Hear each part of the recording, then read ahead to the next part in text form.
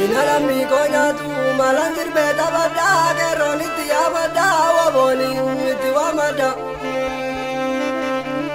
Inamini ti wamada bini cumana bada yo zanara kalpada yo zanara kalpada yo zanara kalpada yo zanara kalpada. Abodi ke nyakale walaga kanture kantubi agurgure. Kantubi agurgure sirna ko banada ji underi ji bukize naftanyo ta ungure. Lalona ramante walage tinirate kademi agurgure dikala nungure talaga nungure. Toromo tababala galana malip turte wanu gote zagare jijira makes barre. Dasani kes garre oromo makes barre egerage guradu ko bayana mana. Egerage guradu ko bayana mana ke roziti damma ke diyuma zitirupte.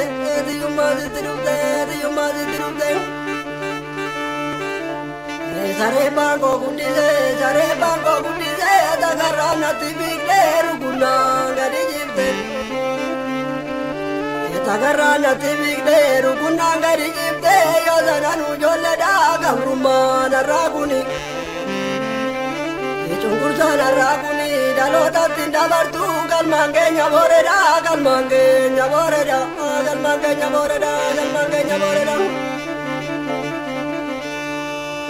Lukungura argite todo baka jubik duba tota arjabate. Batota arjabate kadena godamalle tabultuna bangara arjato ninaftanya.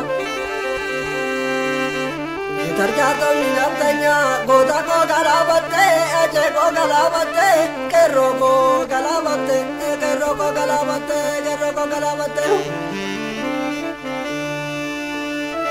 Namizi jilbi bade, obazi jilbi bade, kerozi jilbi bade, togadi nina marte. Baradi nina marte, makake kabajame, makake tanowame, yo sandi ningubati. Egoni jaware gamu, ayuni ya iyamu, lenji soda bidama, warabu duanyati, isare namba gurati. Oromo kate sekai karabte dammat, gota ke ajesa ayota ke ida, duresa ke sama pada ina wama. Arka wal kabari toko taun amma itti muddi.